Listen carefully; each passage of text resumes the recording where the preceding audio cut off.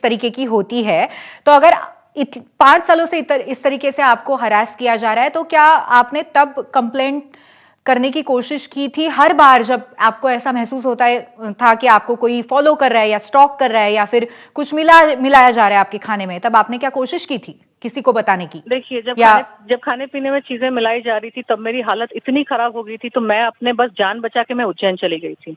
जब बॉम्बे में घर में मेरे मेड प्लांट कर दिया था, तो मेड मेरे खाने में जो मिला रही थी, मेरी हालत इतनी खराब हो गई थी कि मैं उस पानी को पी के, जो भी मुझे ड्रग्स या मेडिसिन जो भी खिला रहे थे, मैं 16, 17, 18 घंटे मैं बस सोती रहती थी और मुझे होश नहीं रहता था।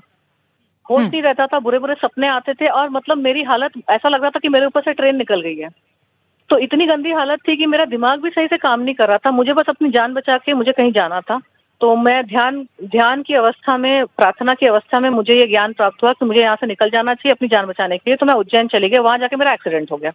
अब जब वहां जाके एक्सीडेंट हो गया, अब इतनी सारी चीजें जब आपके साथ एक के बाद एक हो रही होती है ना, तो आपका सबसे पहला फोकस होता है कि मैं अपने आप को कैसे ठीक करूं।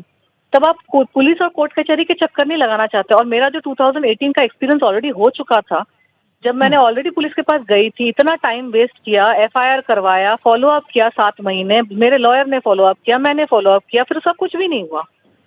पुलिस ने ओके, सब इतना टाइम वेस्ट करके 7 महीने बाद उस रिपोर्ट को क्लोज करने की कोशिश की, फिर हमने उसको ओपन किया। मतलब तो मुझे मेरा पुलिस के ऊपर से भरोसा उठ ही गया है। और दूसरी चीज, बड़ी चीजें तो एक्सीडेंट और पॉइजनिंग, ये सारी चीजें, जब मेरी हालत ही इतनी खराब है, मैं अपने आप को ठीक करूंगी। और छोटी छोटी जो चीजें होती है कि फॉलो कर रहा है, आप कितने लोगों के बारे में कंप्लेन करेंगे? वही तो वो चाहते हैं ना कि मैं कंप्लेन करती तो पागल होती रहूं। तो ये कंसिस्टेंटली होती रहती है चीजें? कंसिस्टेंटली, और एक इंसान स्टॉक नहीं करता। अगर एक चेहरे को मैं बार बार देखूं तो मैं तो उसकी फोटो निकाल के पुलिस के पास चली जाऊं कि यही बंदा मुझे स्टॉक कर रहा है, अब पता करो ये किसका बंदा है। लेकिन हमेशा अलग अलग लोग होते हैं, झुंड के झुंड लोग होते हैं। तो ये जो चालाक लोग होते हैं ना, क्रिमिनल मेंटेलिटी के लोग, और नाना पाटेकर ने तो खुद ही यूट्यूब में अपने मुंह से ये बयान किया है कि अगर वो एक्टर नहीं होता तो अंडरवर्ल्ड का डॉन होता। उसने खुद मुंह से बोला है कि मान्या सुर्वे जो गैंगस्टर है, मुंबई का एक गैंगस्टर था, वो उसका कजन है। उसने खुद अपने मुंह से डींगे हाँकी है यूट्यूब में कि वो एक क्रिमिनल बैकग्राउंड से बिलोंग करता है। तो ये तो एक 2+2 4 हो ही जाता है। स्वाभाविक सी बात होती है कि वो खुद बोल रहा है कि वो गैंगस्टर फैमिली से है और मेरे पीछे गैंगस्टर्स पड़े हैं। तो समझ अच्छा ही जाइए। तनुश्री, लेकिन अभी पूरा महाराष्ट्र आपको सुन रहा है, तो इस वक्त आपको महाराष्ट्र के प्रशासन से इस पूरे केस में क्या अपेक्षाएं हैं? महाराष्ट्र के पास प्रशासन की बात आपने अच्छी छेड़ी। महाराष्ट्र के जो प्रशासन है, यहाँ के जो मंत्री महोदय है, वो खुद इस तरह के लोगों के साथ उठते बैठते हैं। मैंने नाना पाटेकर की फोटो देखी है इन्हीं मंत्री महोदय के साथ। तो बेचारे पुलिस क्या कर लेंगे? पुलिस बेचारे वो सैलरी तनख्वाह लेकर काम कर रहे हैं। उनके जो बॉसेस हैं, जो मंत्री लेवल के लोग हैं, जब वही इस तरह के क्रिमिनल्स के साथ घूम फिर रहे हैं, तो पुलिस को भी लगेगा हम अपनी वर्दी क्यों जान पे डालें। तो करप्शन तो उसी लेवल पे आ जाता है ना। सामने वाला भी डर जाता है कि हम इसकी कंप्लेंट आई है, लेकिन ये तो मंत्री के साथ दिख रहा है। तो आप समझ रहे, इकोसिस्टम ऐसा हो गया है कि जो क्रिमिनल्स है, क्योंकि वो मराठी स्पीकिंग क्रिमिनल्स है, तो उनको सपोर्ट भी मिल रहा है, उनको पुलिस से भी सपोर्ट मिल रहा है, सबका सॉफ्ट कॉर्नर है। और मैं मराठी बोलना जानती हूँ, लेकिन मेरा मदर टंग नहीं है। तो इसलिए मुझे पुलिस और प्रशासन को पड़ी नहीं है मेरी।